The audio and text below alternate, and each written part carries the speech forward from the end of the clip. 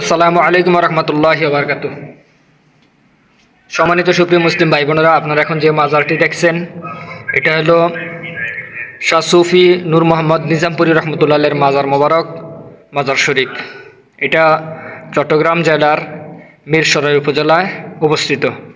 এই যে এখন যে মাজারটা দেখছেন এটা হলো শাহ সুফি নূর মোহাম্মদ নিজামপুরি রহমতুল্লাহের মাজার। এখানে আমরা আসছি জিয়ারত করার জন্য চট্টগ্রামে। এটা 2021 সালে 26শে ডিসেম্বর আজকে। তো ওনার পীর সাহেব ছিলেন বালাকোটের সৈয়দ আহমদ বেরলভী রহমতুল্লাহ। আর এই শাহ সুফি নূর মোহাম্মদ নিজামপুরি রহমতুল্লাহর একজন বিখ্যাত খলিফা ছিলেন কলকাতার মানিকতলার ফতেহ আলী ওয়াইসি রহমতুল্লাহ। এই ফতেহ আলী ওয়াইসি রহমতুল্লাহর একটা উপাধি ছিল রসুলের নৌমা। রসুলের নৌমা যে উপাধিটা, ওটা হলো এই যে উনি যখনই চাইতেন তখনই রসুল পাক সাল্লাল্লাহু আলাইহি সাল্লামকে দেখতে পারতেন।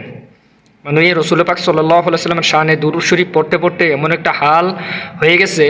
তো একদিন রসুল আকরাম সাল্লাল্লাহু আলাইহি সাল্লাম ওনার দিদার দিলেন। দিদার দেওয়ার পরে উনি রসুল আকরাম সাল্লাল্লাহু আলাইহি সাল্লামকে জড়িয়ে ধরে কান্না শুরু করছেন, ইয়া রাসূলুল্লাহ। তখন এইভাবে কাঁদতে কাঁদতে এমন একটা পর্যায়ে হয়ে গেল, তখন রসুল আকরাম সাল্লাল্লাহু আলাইহি সাল্লাম বললো, যা তোমাকে প্রতি বছর একবার দিদার দেব। তখন ফতেহ আলী ওয়াইসি রহমতুল্লাহ বললেন যে, ইয়া রাসূলুল্লাহ, আমি এই বিচ্ছেদ সহ্য করতে পারবো না, 1 বছর যাবত আপনাকে দেখতে পাবো না। তখন বললো 6 মাস একবার। তখন বললো তাও হবে না। এভাবে আস্তে আস্তে 1 মাস, 1 সপ্তাহ, 1 দিন। তখন ফতেহ আলী ওয়াইসি রহমতুল্লাহ বললো, ইয়া রাসূলুল্লাহ, আমি কীভাবে সহ্য করবো আপনাকে না দেখিয়া। তখন রসুল আকরাম সাল্লাল্লাহু আলাইহি সাল্লাম বললো, ফতেহ আলী তুমি কী চাও?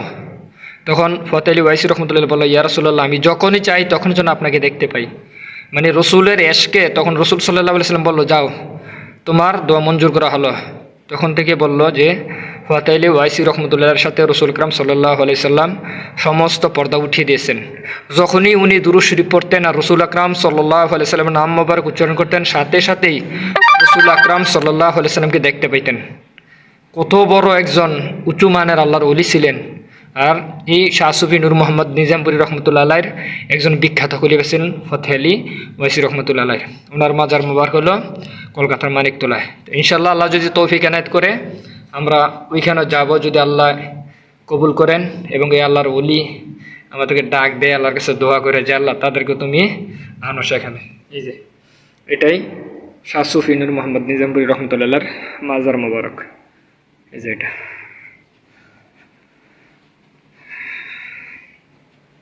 এই যে এটা, আর এটা হলো এই যে গাজী বালাকোট হযরত শাহ সুফি নূর মোহাম্মদ নিজামপুরি রহমতুল্লাহর 4 তরিকার সাদর শরীফ।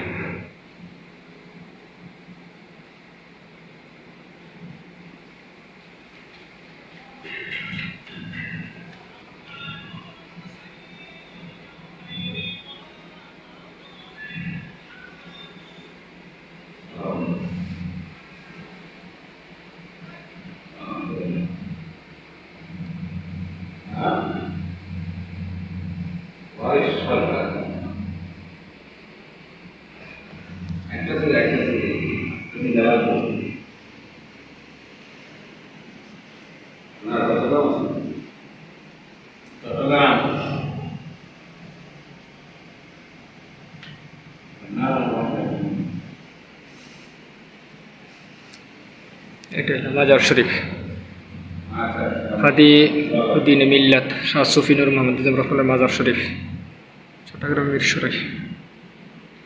এখানে স্পষ্ট ভাষায় লেখা আছে, মাজারে রেখে সাজদা করে চুমু করা হারাম।